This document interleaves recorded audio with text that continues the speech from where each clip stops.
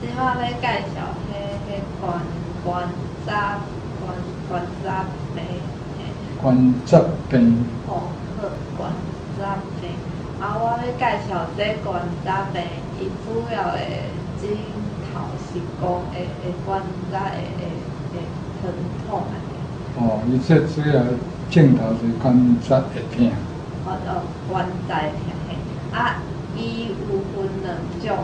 第一种的关节痛，就是讲咧行路，还是咧地动的时阵会痛安尼。咧行路的时阵震动会痛。震动行路震动的时阵，会痛。若震动的时阵会痛，就会当先休息一下。先歇困一下啦。好，爱歇困一下。好，歹势，我台语足会晓讲的。要紧啊，你做认真的啦，我会甲你教3工。